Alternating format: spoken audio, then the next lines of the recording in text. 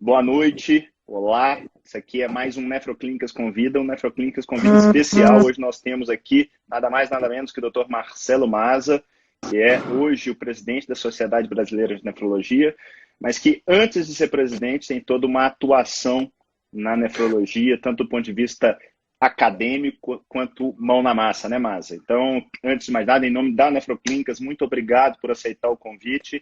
E eu queria que você passasse o seu background aí para a turma, para quem não te conhece. Obrigado, Zé. Para mim, Neto, é um prazer poder estar aqui. Eu sei da tua atuação e do teu sucesso em relação a temas da nefrologia, o que deixa a gente muito orgulhoso também, sabendo que você é membro da Sociedade Brasileira de Nefrologia, uma pessoa que contribui muito, não só do ponto de vista científico, mas que eu acho fundamental para a nossa especialidade e a própria divulgação da especialidade, né? Porque você faz uma pergunta para as pessoas o que é nefrologia, que eu sou nefrologista, eu duvido que os colegas nunca tenham que dar uma explicação, né, do que é nefrologia, o que é nefrologista. Então, primeiro te parabenizo por esse trabalho exemplar que eu conheço bem da sociedade. Bom, eu sou de Curitiba, sou aqui da capital paranaense, nasci aqui, fiz toda a minha formação universitária na Universidade Federal do Paraná, fiz meu mestrado, fiz meu doutorado fora, em Estocolmo, no Karolinska, depois voltei para cá, fiz um pós-doc lá também,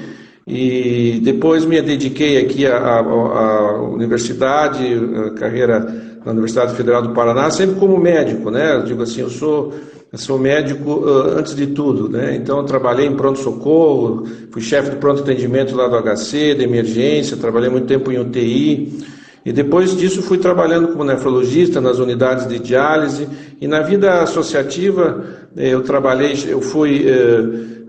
ocupei todos os cargos basicamente aqui da Sociedade Paranaense de Nefrologia, e em 2016 eu fui convidado pela doutora Carmen Tzano a fazer parte da diretoria científica, fiquei 4 anos na diretoria científica, e agora há 2 anos sou presidente da sociedade. Não acho que posso dizer presidente de uma das épocas, se não a mais, não das mais turbulentas aí que nós já passamos e que nós estamos passando, mas tenho certeza que nós vamos atravessar. Mas você comentou bem a respeito do momento, mas o problema que a nefrologia como um todo vive não é por causa do Covid, mas sem dúvida nenhuma isso foi um tempero a mais para tudo que a gente está vivendo, tanto do ponto de vista essencial, diria até científico, político e tudo mais. Queria que você desse, de modo geral, e eu acho que se tem uma coisa que a sociedade conseguiu se posicionar rapidamente, foi em todos os campos, quando a coisa chegou, que você passasse, tem muitos associados aqui, tem muitos pacientes aqui também, quais que foram as condutas? Vamos começar aí pelo plano assistencial. Como é que a SBN se posicionou? Veja, desde os primeiros casos que nós já começamos em torno do dia 12 acho que era mais ou menos dia 12 de março, o primeiro caso, mas aconteceu no Dia Mundial do Rim. No Dia Mundial do Rim nós tivemos uma ida ao Senado da República, teve uma sessão especial lá, e depois nós fomos ao Rio de Janeiro. Mas um dia depois, se eu não estou enganado, já foi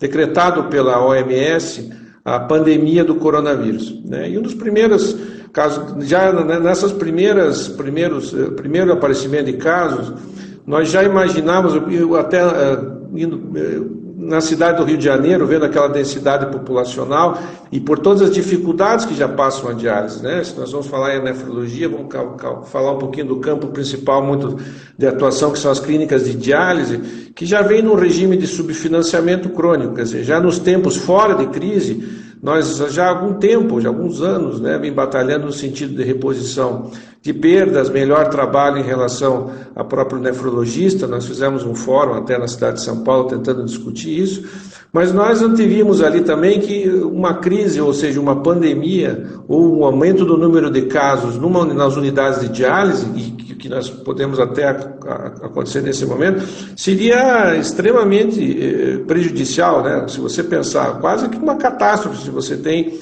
muitos casos acontecendo de contaminação ao mesmo tempo numa unidade de diálise. Então nós começamos a trabalhar na sociedade em 3 pontos principais, né? O primeiro seria tentar escrever alguns posicionamentos em relação a isso, posicionamentos em relação ao comportamento da sociedade, né, ou as normas técnicas, vamos dizer assim. Primeiro, já no segundo caso, nós escrevemos uma norma técnica, depois escrevemos uma norma técnica em diálise, tentando orientar os colegas no sentido de isolamento, EPIs, fazer todas aquelas medidas relacionadas, corte, assim por diante, que estão lá no nosso posicionamento. E uma segunda eixo de ação foi o ponto de vista político, né?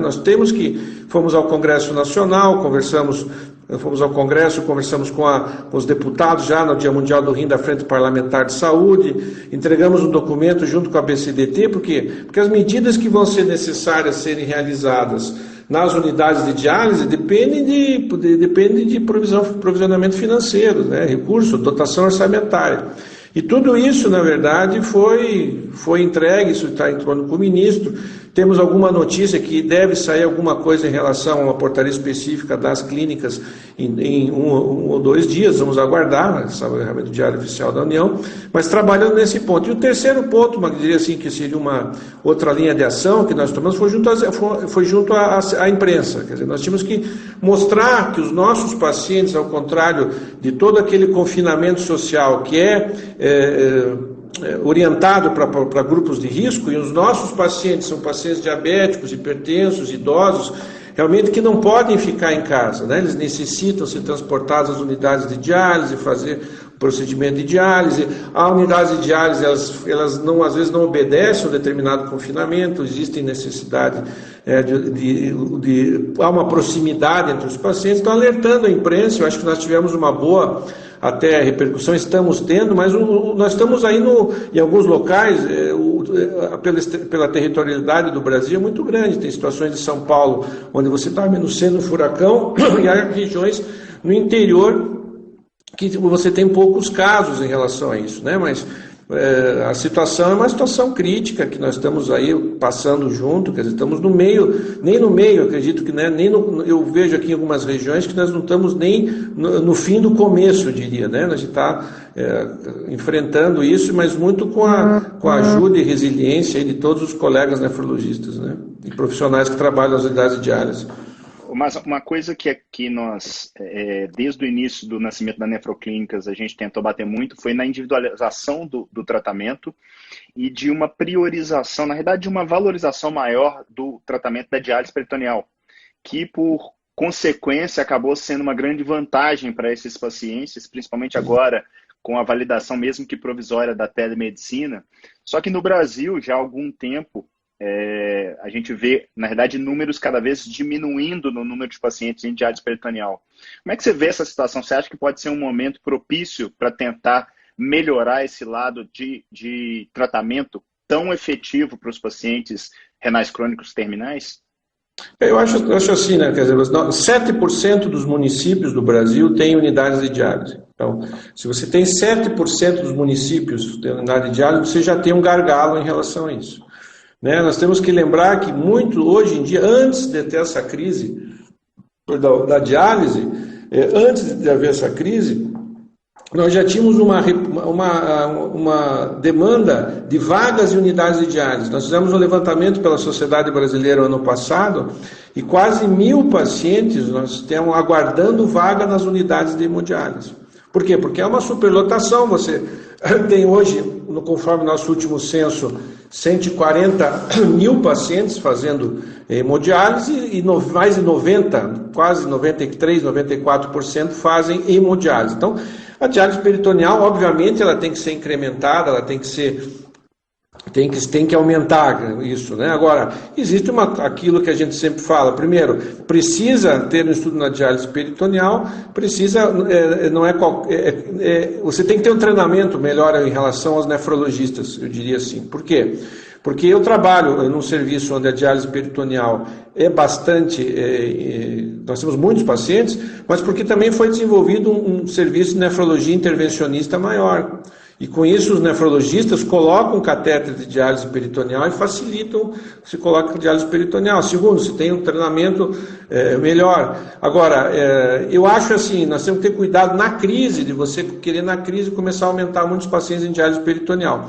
Porque você vai encontrar algumas barreiras, por exemplo, nesse momento, onde é que se você não tem uma estrutura muito sólida, como é que você vai botar catéter de diálise, né? O centro cirúrgico, você tem que ter locais próprios, então você tem mais uma estrutura daqueles que já têm esse serviço, claro que vão utilizar desse serviço para poder ampliar pacientes, iniciar agora, aqueles que não têm, é difícil você nesse momento, em 3 meses, tentar corrigir uma política que não tem, que está sendo feita há vários anos, que nos consegue fazer isso. Agora, claro que esses doentes com a venda da telemedicina podem ser melhores tratados, claro que eles podem ter um acesso mais fácil à diálise, eles levam uma vantagem. Agora, eu não vejo assim, nesse momento, eu acho uma opção para determinados pontos, mas não como uma política agora do governo e falar assim, olha, eu vou,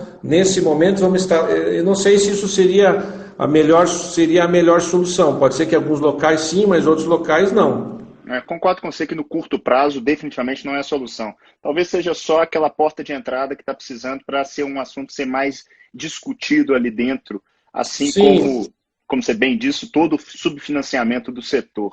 E veja bem, desculpe, por exemplo, se você tivesse uma demanda muito grande de pacientes, e que você chegasse a um ponto que você teria déficit de material, etc., até numa fase, você pode usar a diálise peritoneal de uma forma aguda, né? A diálise peritoneal como um tratamento agudo para esses pacientes da Covid, por exemplo. Mas em situações que eu diria, você está sem... Né? A gente está no meio do furacão, será que pode faltar material para frente, pode faltar, você não vai conseguir ter material disponível pela maior utilização em países que vão usar o material, você vai usar a diálise peritoneal. Então, eu vejo assim que nessa situação que nós estamos passando, Neto, eu acho que cada semana você vai resolvendo um problema e você tem que remodelar o teu modo de atuação de uma forma muito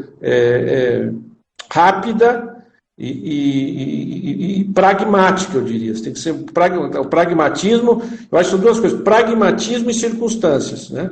Então, as tuas circunstâncias, pode ser que nós estamos discutindo isso agora, na semana que vem, as nossas circunstâncias já sejam outras circunstâncias de ação.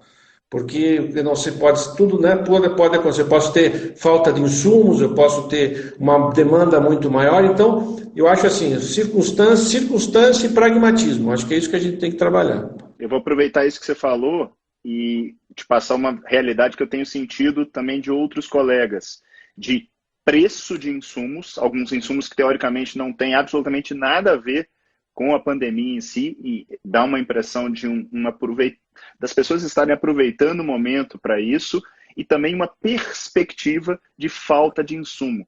A SBN como um todo tem se posicionado, como é que ela tem visto isso de um modo geral, Márcio?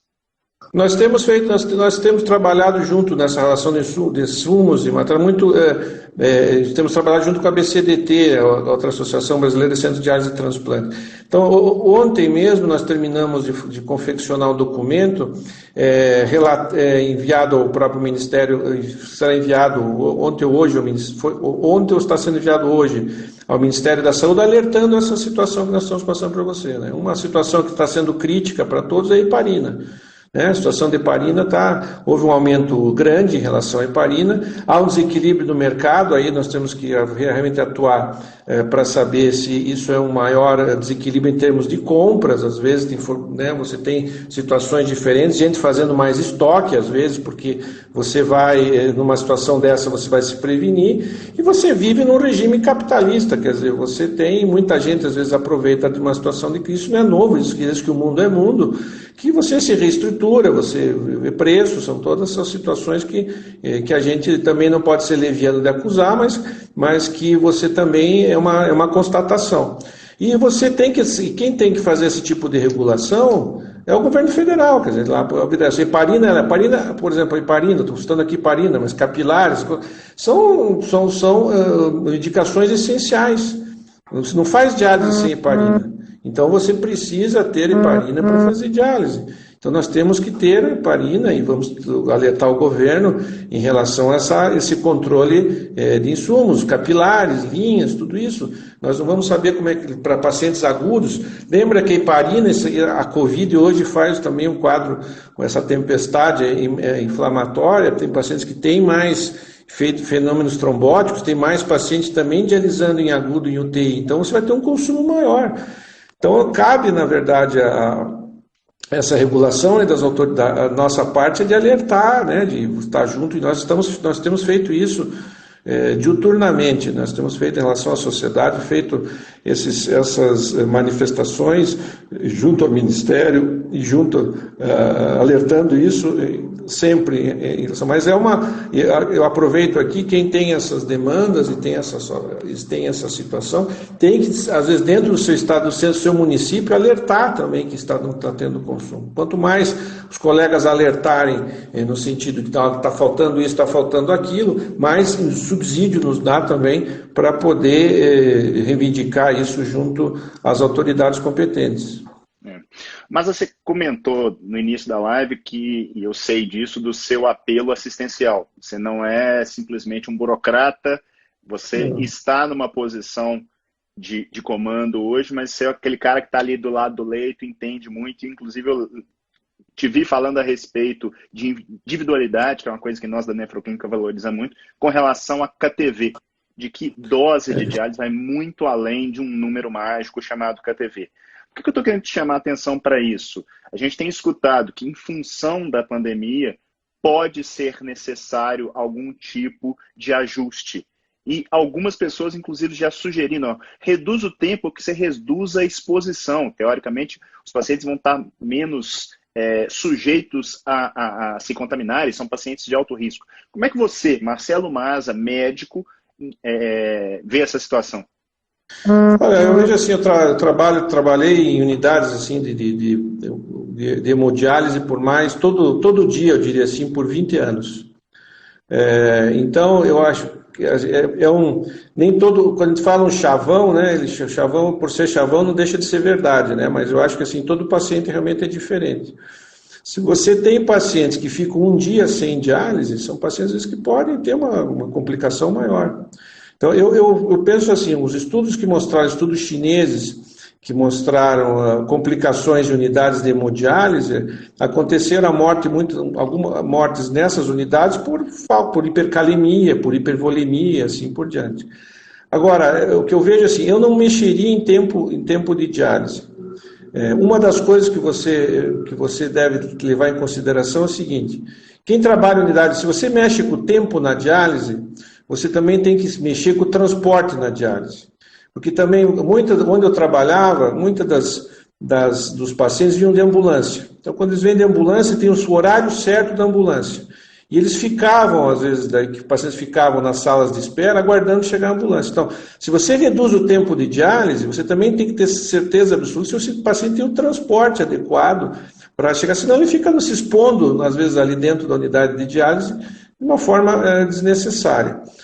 Agora, se chegar a um ponto dessa de redução, é porque a situação realmente está crítica. Você vai ter aquilo que você vai ter que esperar e escolher ou fazer opções do mal menor. Qual que é o mal menor? Você dialisar, você reusar ou não reusar? O ideal, vamos discutir no mundo ideal, que não se reutilize. Agora, se você tem um número de capilares reduzidos, como é que você vai fazer? Então, são todas decisões. Veja, eu posso falar para você, eu trabalhei 5 anos como chefe de pronto-socorro no hospital de clínicas, né? E nós ficávamos, quem trabalhou em porta de hospital sabe, em pronto-socorro, que você faz escolhas. Sempre se está fazendo escolhas. Infelizmente, ainda espero que essa expansão que haja de vagas de UTIs que está acontecendo agora, ela possa manter um número de vagas adequados. E quem trabalhou nisso sabe que você tem que escolher pacientes que precisam, às vezes, são mais graves ou menos graves. Eu vejo a mesma coisa nessa situação. Nós fizemos posicionamento em relação a isso, nós não recomendamos redução de tempo de diálise, acho que tem que ser mantido, o paciente tem que ser tratado. Agora, tudo vai mudar se nós entrarmos numa situação mais crítica, que eu espero, sinceramente, que nós não cheguemos a isso. O doutor Fernando Lucas, nosso amigo e diretor médico aqui da Nefroclínica, está fazendo uma pergunta interessante para você, Márcio. É o seguinte. Essa pergunta é inteligente, antes de Ali não tem dúvida, né, Márcio? Não. Como é que foi a experiência italiana, que foi o caos completo nas unidades de diálise? E se a SBN teve contato com a Sociedade Italiana de Nefrologia? Obrigado, Fernando. Nós vamos gravar um programa, a SBN Informa, SBN na web, com o presidente da Associação da Sociedade Italiana de Nefrologia. E junto, ele vai participar conosco nesse programa, e a Ângela também que é médica, que ela é médica nefrologista de Hong Kong. Eu tive uma experiência, na verdade, não conversei com colegas da Itália. Eu acho que o André Fernando deve ter conversado, mas o que me deixou um pouco, eu diria, me alertou, foi alguns áudios que o Vinícius, o nosso colega de Juiz de Fora, me encaminhou. Ele me encaminhou os áudios de colegas, um brasileiro da Alemanha.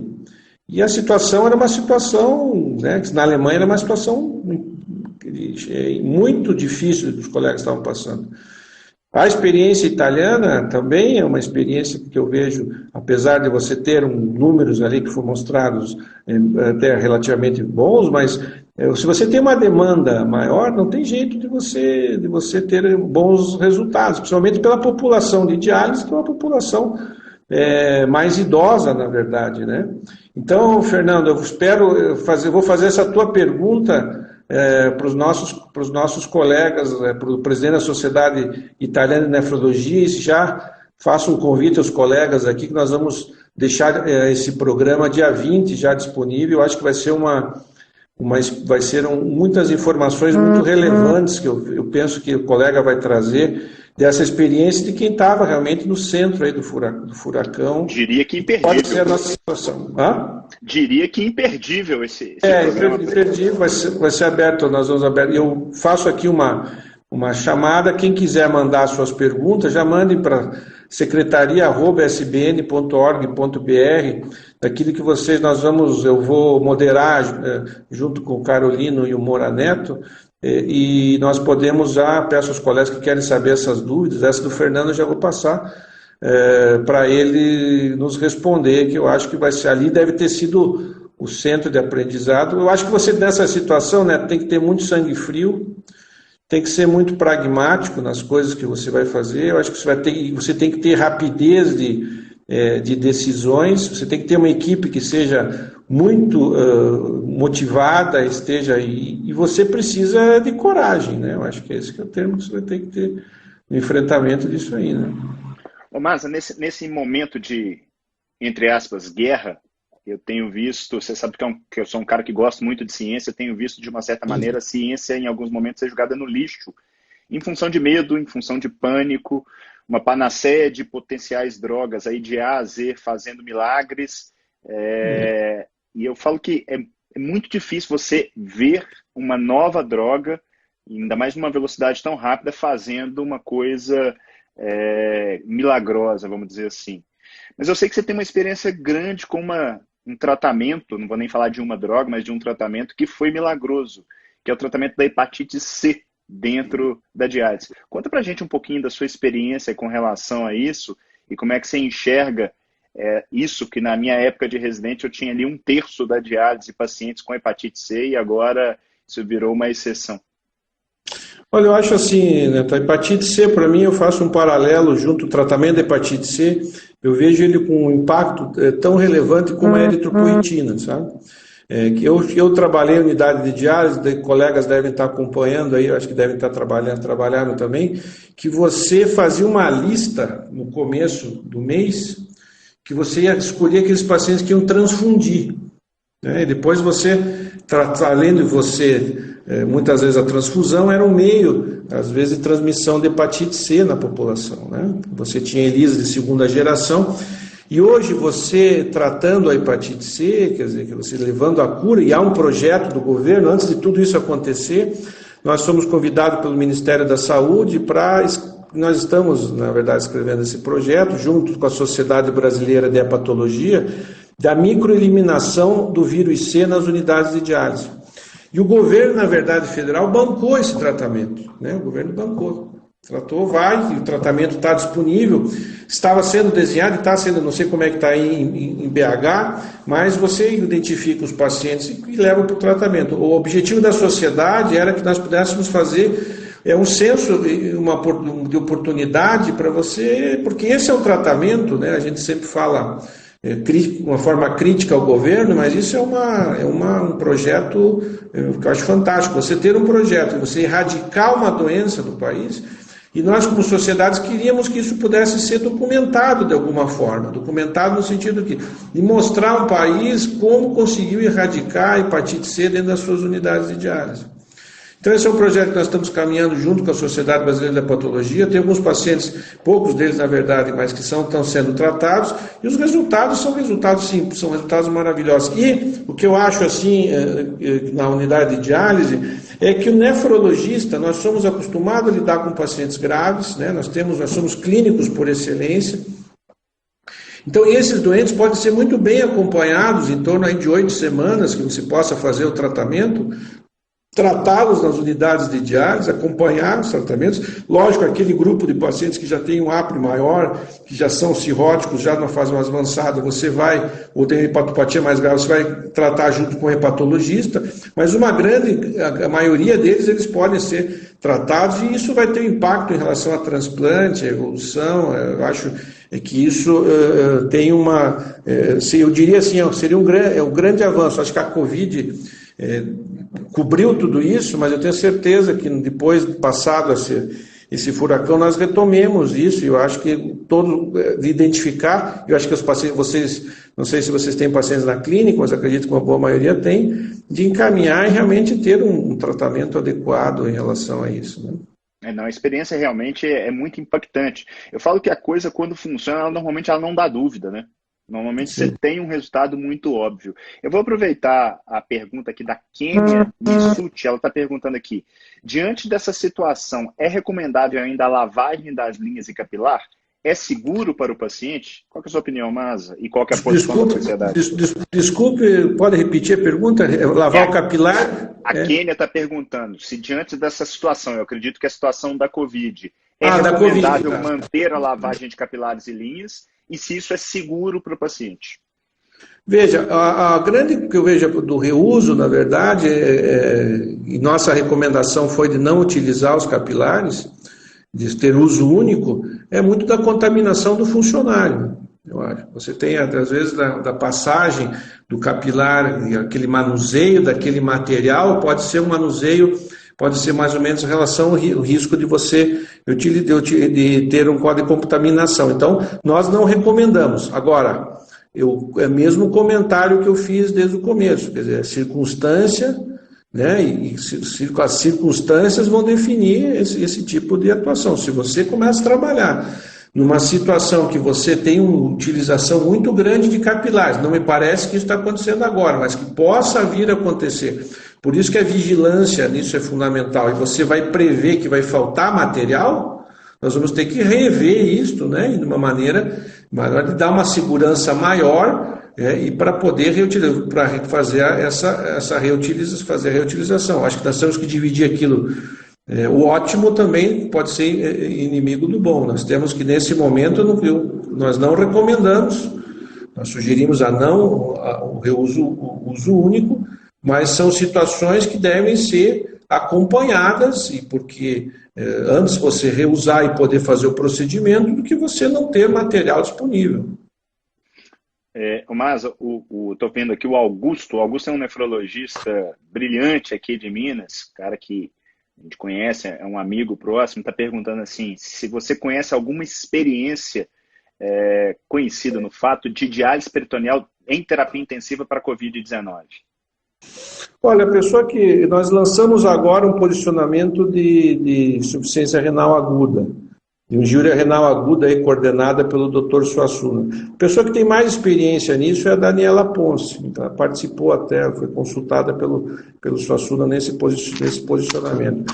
Eu acho que a diálise peritoneal aguda, não é, nesse caso, o que eu vejo de restrição na minha experiência em relação a isso é a parte pulmonar, né? Eu acho que você vai ter que trabalhar com cicladoras ou trabalhar com volume às vezes menor, porque esses pacientes têm uma dificuldade de ventilação, né, muito grande, permanecem muito tempo em ventilação mecânica, né, os casos aí são de permanência maior, então eu acho que você tem que trabalhar com um centro muito experiente em relação a isso. Eu acho que, né, o Augusto tem dúvida, a gente podia entrar em contato com a Daniela, que eu acho que é a pessoa que tem mais experiência no Brasil, a Daniela Ponce, de Botucatu, para saber como é que ela possa manejar em relação a isso. Eu acho que tem que ser um tratamento, para quem não tem a experiência necessária, muito individualizado, porque a gente vê que existe uma necessidade muito grande de ventilar, que esses pacientes sejam muito bem ventilados, né? E o que faz até que piore a função renal nesses pacientes em função da ventilação mecânica. Gostei da sua sugestão. Vou convidar a Daniela para participar de um Nefroclínica Convida, que eu acho que é um bom nome. Eu acho que é uma diálise que seria interessante. É uma pessoa que sabe sabe muito disso, né? Ô, Maza, Covid e transplante. Alguma política específica da SBN junto à BTO para definir algum tipo de política? Foi feito quem está coordenando isso junto à sociedade é o nosso vice-presidente, né, o Dr. Daniel Calazans. Ele montou um grupo junto com o Dr. Álvaro Pacheco, da SBN, o Dr. Gustavo, aí de Minas também, né, de Juiz de Fora, e outros colegas da BTO, acho que o Dr. Medina, o Dr. Walter, lá do Rio Grande do Sul, e eles construíram junto com isso o documento, a gente tem acompanhado em relação a isso, com políticas específicas aqui do transplante. Esse documento está sendo lançado hoje ou amanhã, também acredito que deve ser lançado amanhã, também sendo endereçado ao Ministério da Saúde com sugestões em relação a manejo em relação ao transplante que também são pacientes aí que imunossuprimidos e levam um número de considerações numa área específica que é o transplante renal. O Alessandro, nosso colega também lá do Sul, está perguntando com relação a posicionamento da alimentação da diálise. Inclusive, o pessoal tem um grupo mineiro que estava conversando isso hoje. Dá comida, não dá comida? Fecha refeitório, não fecha refeitório? Seria local de refeitório nas unidades de diálise? Isso, se por acaso, como é que está sendo aí, inclusive aí uma experiência pessoal. Veja, o que eu vejo assim, né, eu acho que você tem que, dentro das unidades de diálise, tem a discussão que eu vejo primeiro, máscaras, né, como é que a gente se posiciona em relação ao número de máscaras. Cada vez que a gente vai vendo e estudando em relação à Covid, você vai vendo que há muitos pacientes que estão assintomáticos, né?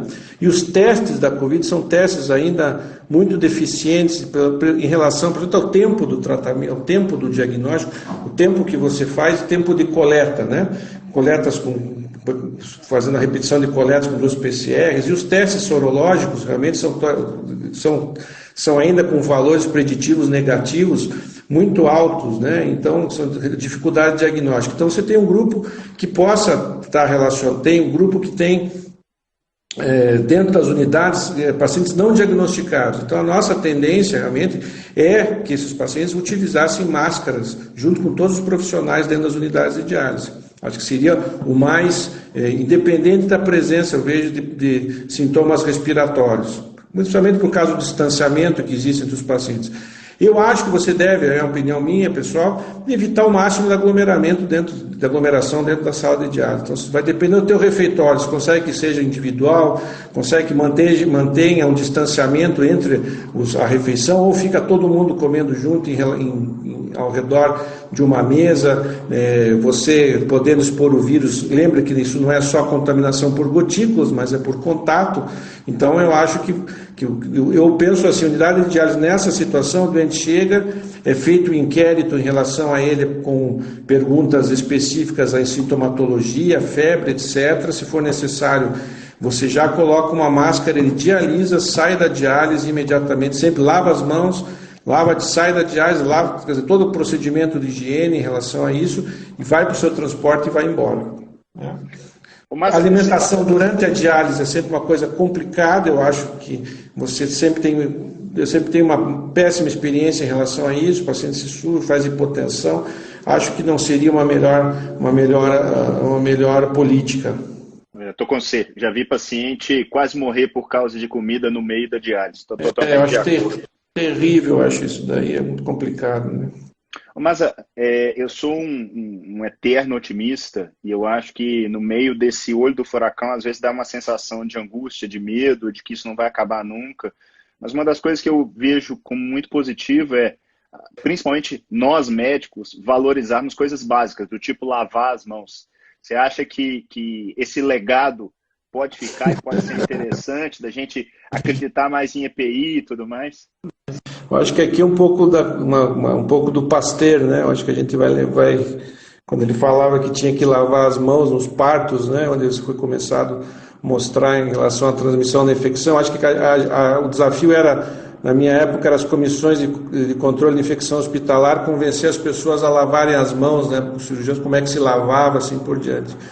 Eu acho que essa crise, né, Neto, ele vai trazer não é só na nossa área da medicina, mas o mundo vai modificar em relação às suas relações, né? Eu acho que se nós ficamos aí quase 1 ano e meio brigando em relação à telemedicina, a telemedicina vai estar aí, vai acontecer, já aconteceu, e vai ser uma herança disso que não vai ter como você fugir.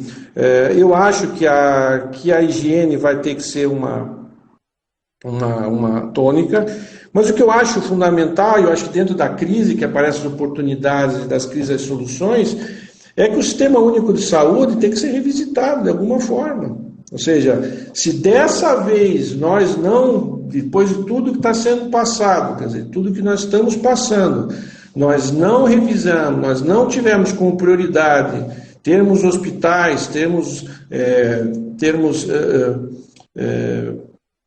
estrutura, e principalmente que eu vejo o que aconteceu, e aqui não é uma coisa que a gente tem que discutir, a banalização do médico, né? O médico sendo, né, sempre questionado, o médico sendo, obviamente, quando ele necessita ser mais processado, você traz médicos às vezes de fora dizendo que a qualificação ela é secundária, você abre faculdades de medicina, e o que nós estamos chegando aqui?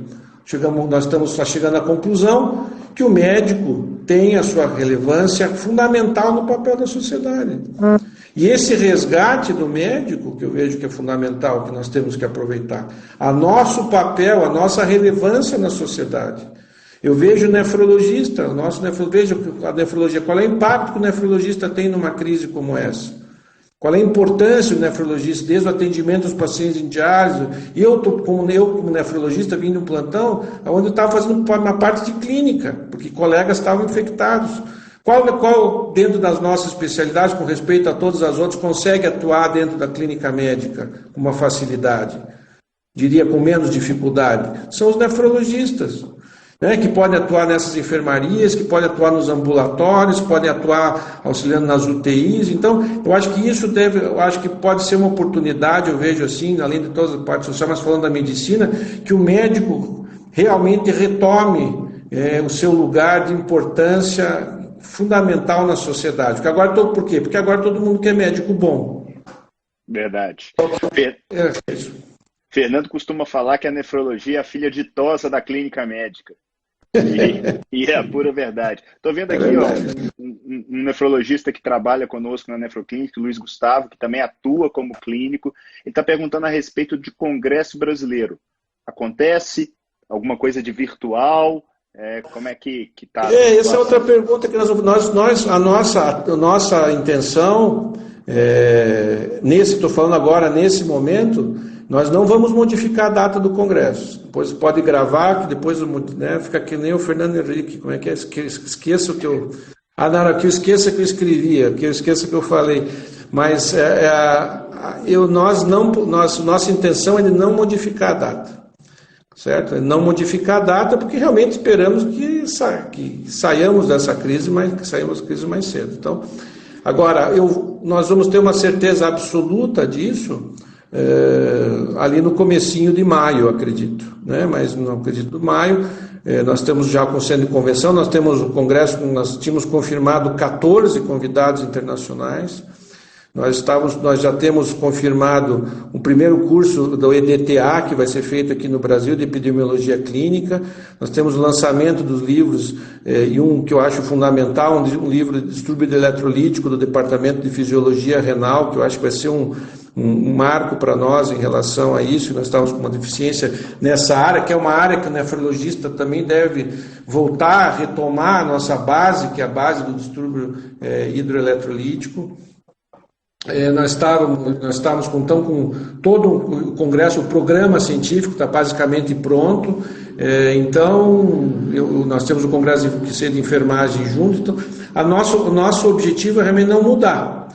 Agora, vai depender de como vai acontecer a extensão da doença e quando que vamos sair dessa quarentena. Se for nos próximos 2 meses, eu acredito que não haverá nenhum tipo de problema. Beleza, bom demais. Mas o que é bom passa rápido. Estamos caminhando aí para o final. O tempo voa. A gente tem aqui 1 hora nesse nosso bate-papo. Eu queria, em nome da Nefroclínicas, te agradecer.